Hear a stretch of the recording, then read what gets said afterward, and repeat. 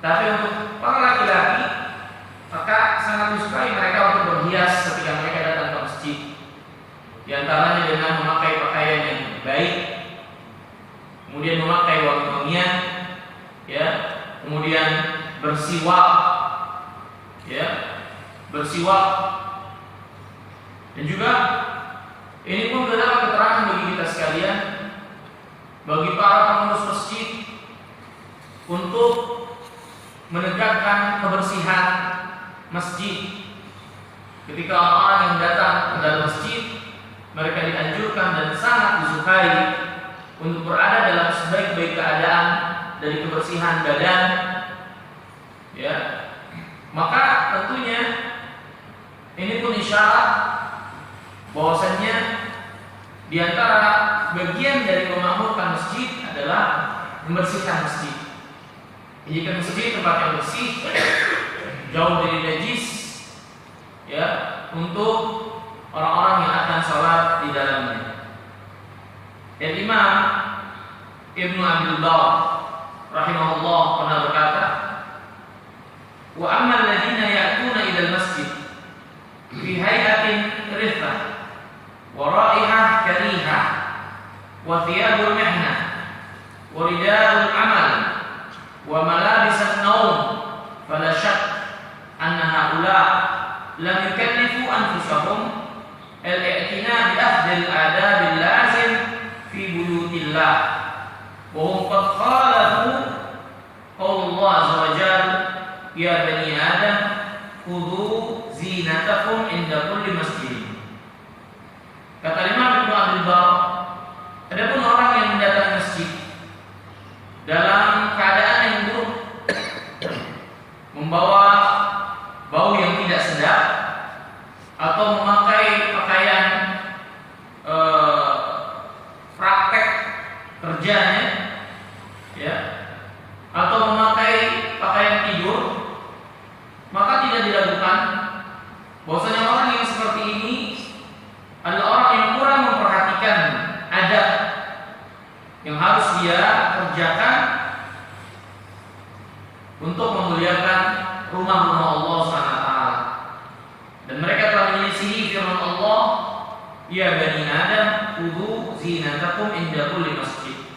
Mereka telah menyelisihi firman Allah, wahai anak Adam, pakailah oleh kalian perhiasan kalian setiap kalian hendak pergi ke masjid, ya, setiap kalian pergi ke masjid.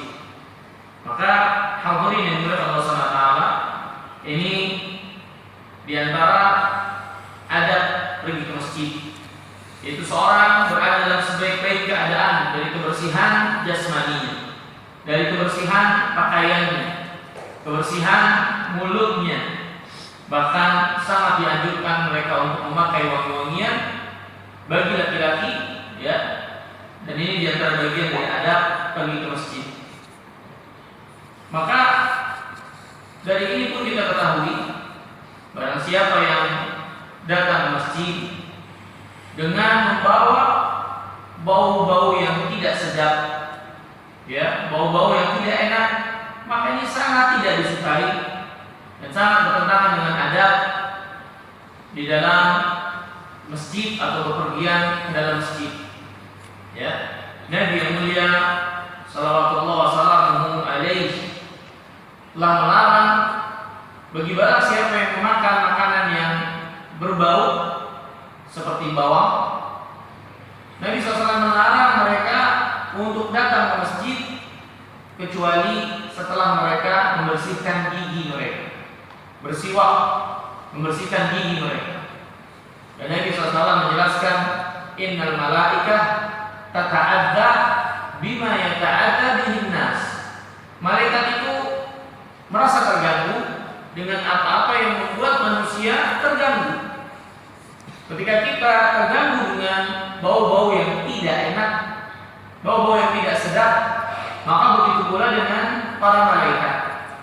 Ya, dan di antara malaikat-malaikat yang ada di dalam masjid, mereka terganggu dengan orang-orang yang datang ke masjid membawa bau-bauan yang tidak sedap, bau-bauan yang tidak enak, seperti mereka habis makan bawang atau makan makanan yang berbau lainnya, Dan para ulama juga menjelaskan termasuk dalam hal ini, yaitu seorang yang merokok, yang bau rokok mereka tentunya masih tersisa di mulut mereka, yang bau rokok mereka masih menempel di pakaian-pakaian mereka, maka mereka mendatangi masjid dalam keadaan seperti itu. Ini sangat bertentangan dengan adab yang diajarkan oleh Allah SWT bagi kita sekalian, ya, di dalam mendatangi masjid. Ya. Nabi yang mulia SAW bersabda, "Man akala min hadhihi syajarah fala yaqrabanna musallana." Barang siapa yang memakan dari pohon ini, yakni maksudnya adalah pohon bawang, ya, yang memiliki bau-bauan yang tidak enak, maka janganlah dia mendekati tempat sholat kami. Jangan dia mendekati tempat sholat kami. Kemudian hadirin yang dimuliakan Allah SWT, di antara ada menuju masjid juga at-tadhkir ilaiha, wa intidhar iqamati shalah wa ishtighal bidzikr wan nawafil. Di antara adab mendatangi masjid, bersegera untuk datang ke masjid. Bersegera sini maksudnya bukan terburu-buru datang ke masjid, enggak. Maksudnya mendatangi masjid, mendatangi sholat, ya, sebelum